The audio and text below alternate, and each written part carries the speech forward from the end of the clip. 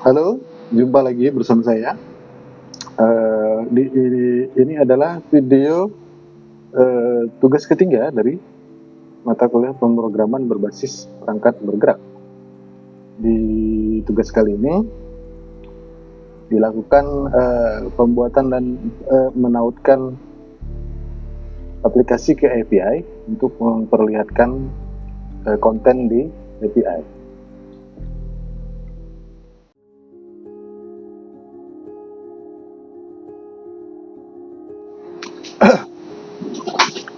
Baik, untuk yang setelah kita menginstal Ionic dan npm install, kita masuk ke bagian homepage.html.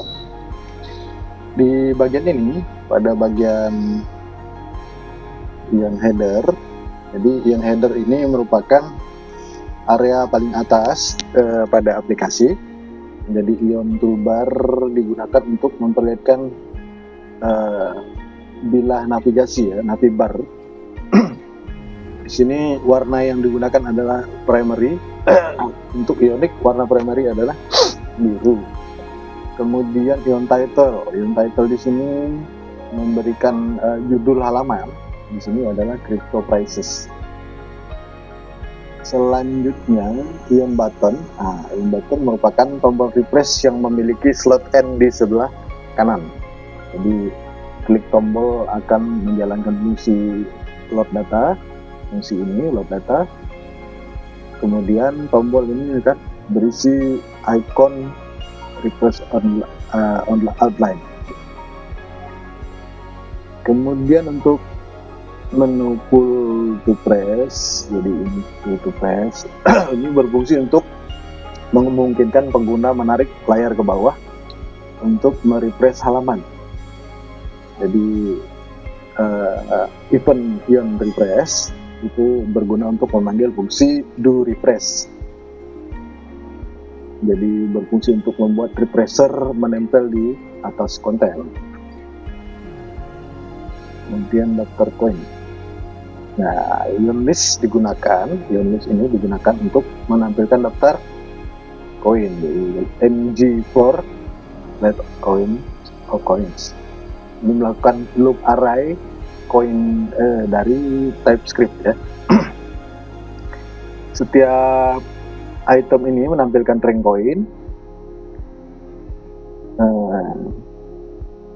nama, simbol, dan harga ya, coin price.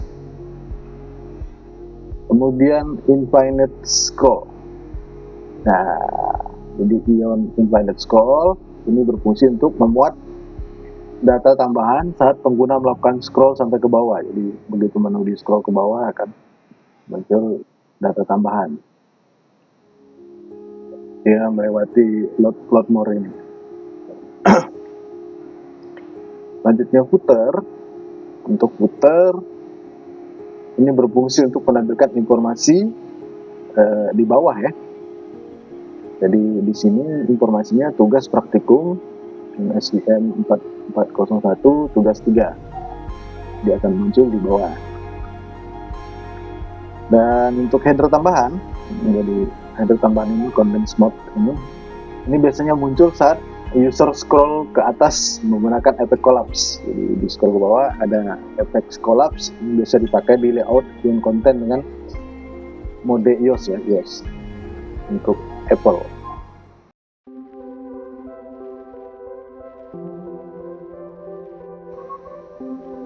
Kemudian bagian homepage.css. Ini bagian CSS, jadi styling ya untuk ion item pertama. Styling untuk ion item ini membuat setiap item di daftar terlihat lebih rapi dan seimbang dari kiri ke kanan. Kemudian pada padding start 15 pixel digunakan untuk mengatur padding bagian kiri ion item dengan ukuran default ukuran kecil ya, sehingga menambah ruang agar konten tidak terlalu menempel ke pinggir. Pada inner padding end Tombol switcher digunakan untuk mengatur padding bagian kanan. Jadi inner content dari beyond item itu ada ruang sisi kanan juga yang simetris, ideal gitu. Kemudian untuk H2, jadi styling untuk H2 ini digunakan untuk mengatur nama koin atau judul utama dalam list item agar terlihat lebih selaras. Font size-nya 1.1 rem, ini digunakan untuk ukuran font. Judulnya ini H2 ya, judul level 2, jadi sedikit lebih besar daripada teks biasa, 1,1 lebih besar daripada teks biasa. Kemudian margin 0 digunakan untuk ini menghilangkan jarak default di atas dan bawah H2 agar tampak lebih rapat dan bersih. Untuk ini styling H3, jadi judul level 3 ini, fungsi ini digunakan sebagai mengatur subtitle atau kategori agar terlihat lebih informatif dan konsisten dengan tema Ionic. Ya, jadi margin 4 pixel digunakan untuk memberikan jarak vertikal kecil agar tidak menumpuk dengan elemen lain. Kemudian color yang digunakan adalah warna biru. Jadi, untuk styling P atau paragraf, jadi ini digunakan untuk mengatur tampilan agar harga kripto itu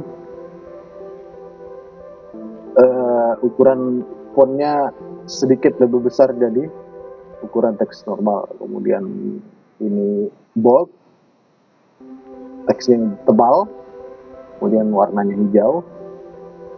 Margin ini digunakan untuk menambah jarak ke atas agar terpisah dari elemen sebelumnya.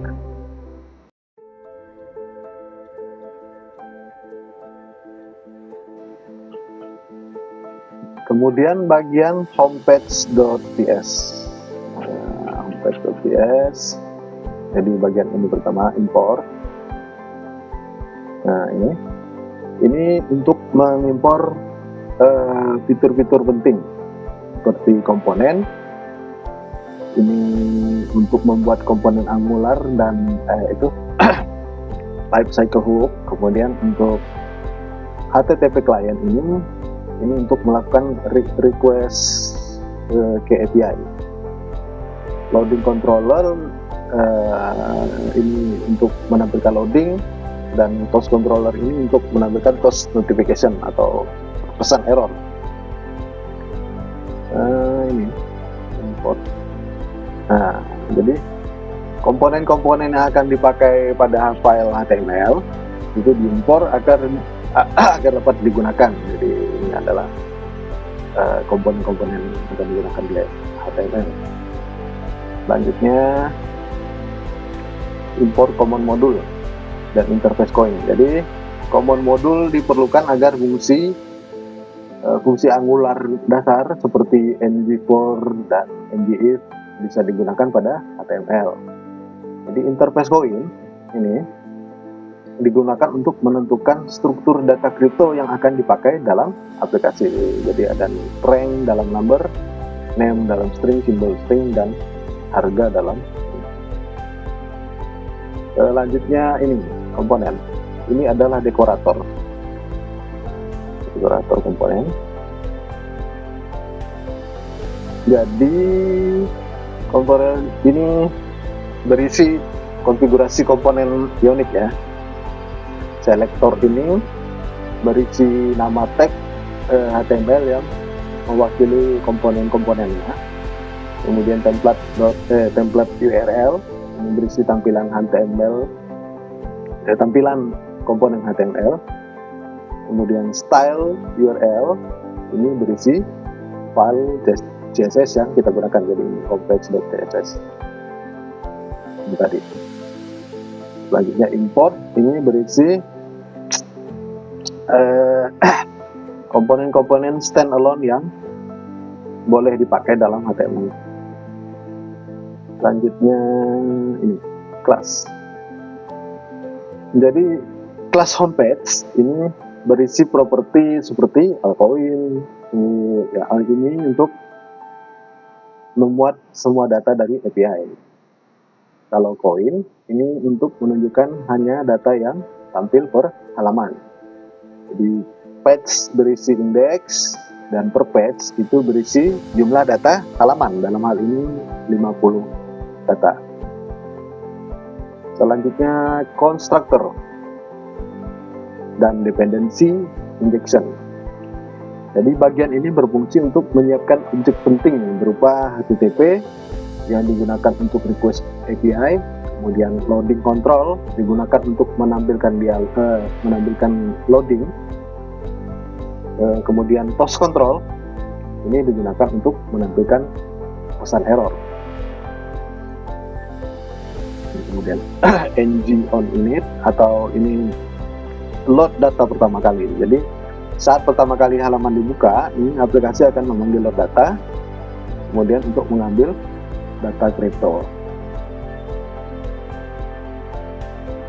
Selanjutnya ini untuk menampilkan loading saat proses berlangsung. Jadi berfungsi menampilkan loading agar ini pengalaman pengguna lebih menarik. Ini kemudian ini.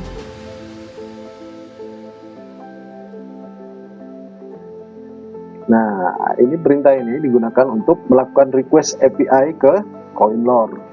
Kemudian data dipetakan menjadi tipe koin dan price USD diformat menjadi 8 desimal ini ya, 8 desimal. Kemudian hanya 50 data yang akan ditampilkan seperti yang ini. Selanjutnya error handling. Nah, jadi ini yang error toast-nya ya. Ini jika terjadi error pada API, maka pesan yang akan muncul adalah gagal mengambil data, cek internet akan tampil. Selanjutnya ini totals. Totals ini untuk menampilkan notifikasinya. Jadi menampilkan pesan error berwarna merah selama 3 detik. Jadi duration 3000. Do refresh ini digunakan ketika user menarik menarik layar ke bawah, kemudian data dimuat ulang dan animasi refresher dihentikan. Jadi animasi refresher berhenti pada saat ini. Load more. Jadi load more ini fungsinya untuk memuat data baru ketika user melakukan scroll ke bawah. Jadi scroll ke bawah, data baru muncul. Kemudian pindah halaman ini menggunakan page plus plus. Itu kemudian slice itu untuk mengambil data berikutnya. Jadi data berikutnya dipanggil dengan slice ini, slice. Kemudian nanti digabungkan dengan push ya, dengan push. Jadi melalui push ini digabungkan data yang sudah ada dengan data yang akan baru yang di load.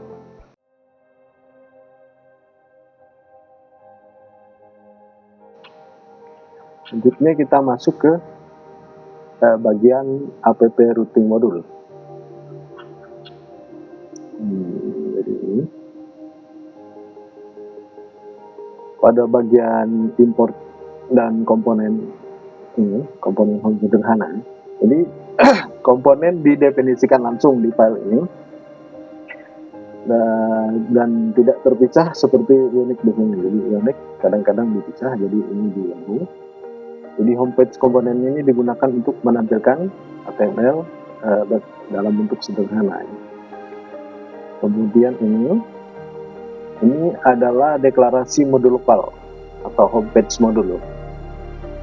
Di sini modul ini berfungsi sebagai modul anak, istilahnya modul bawah ya, modul anak.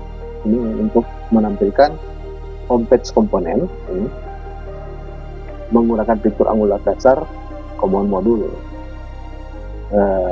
Routing ini menggunakan router modul.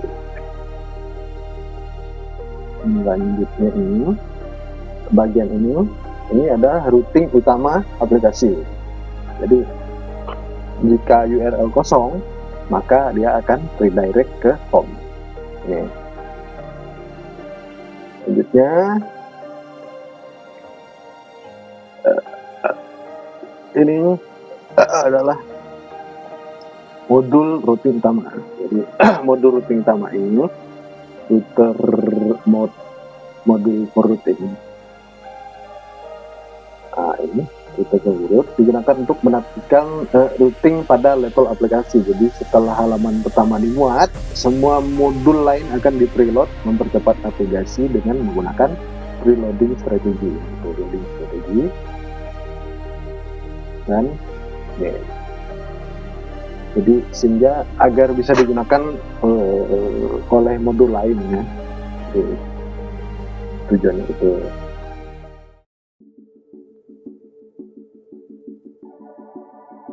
Kemudian kita lanjut ke bagian app modul TS. Nah, pada bagian ini import app client modul ini modul ini disediakan oleh Angular untuk memudahkan aplikasi melakukan komunikasi dengan server melalui HTTP request. Jadi dengan mengimpor HTTP client modul, maka HTTP client dapat digunakan di berbagai service atau komponen unit. Selanjutnya ini dekorator MU modul. Jadi pada bagian import ini digunakan seluruh aplikasi yang didaftarkan pada client mode tadi dimasukkan ke dalam import agar layanan HTTP untuk seluruh aplikasi ini tersedia. Kemudian memungkinkan semua komponen bisa memakai HTTP client tanpa melakukan import ulang. Kemudian ini export class modul. Nah, jadi perintah ini mendefinisikan bahwa file tersebut merupakan modul utama aplikasi.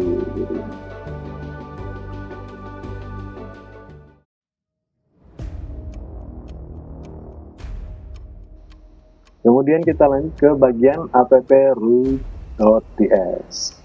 Nah, di sini ada import root Angular. Jadi import root ini, jadi root ini adalah tipe data array yang digunakan Angular untuk mendefinisikan konfigurasi routing dan digunakan untuk menetapkan URL serta menentukan komponen mana yang akan ditampilkan nantinya.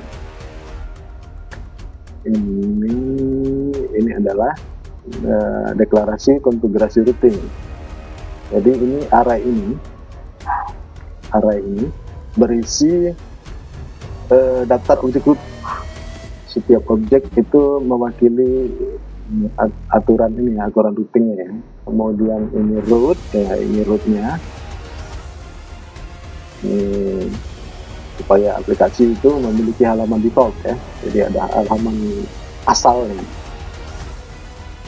Jadi homepage ya.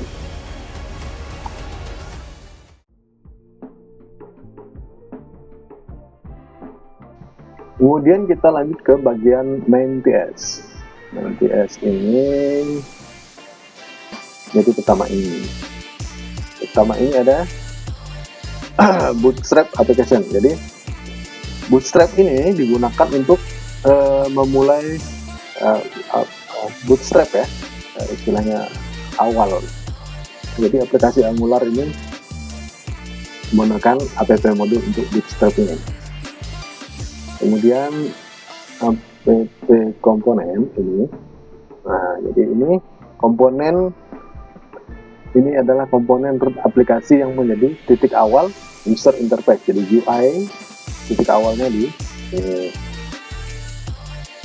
Kemudian provider root ini. Nah, ini fungsi ini untuk menggantikan router mode for root itu untuk mengajukan routing Angular menggunakan daftar root dari app-root.ts tadi ya. Kemudian dia menyediakan service router ke dalam aplikasi. Selanjutnya provider HTTP client. Nah, ini berguna untuk mengaktifkan fitur HTTP seperti HTTP client. Kemudian memungkinkan penggunaan API dari data dari server. Yang terakhir adalah ini, provide on Angular. Jadi konfigurasi ini penting untuk ini ya, karena kita pakai Ionic standalone, jadi ini berfungsi untuk mendaftar komponen Ionic secara global, jadi secara keseluruhan didaftarkan dan mengatur konfigurasi dasar Ionic. Jadi tanpa konfigurasi ini, komponen seperti ion header, ion content, ion button dan sebagainya tadi itu tidak akan bisa digunakan. Baik, sekarang kita coba menjalankan aplikasi ini.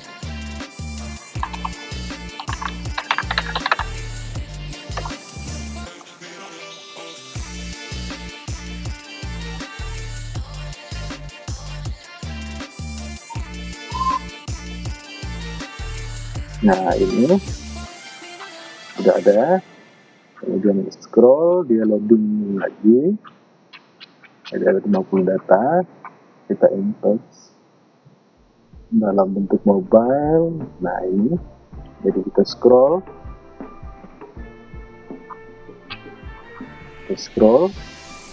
Nah.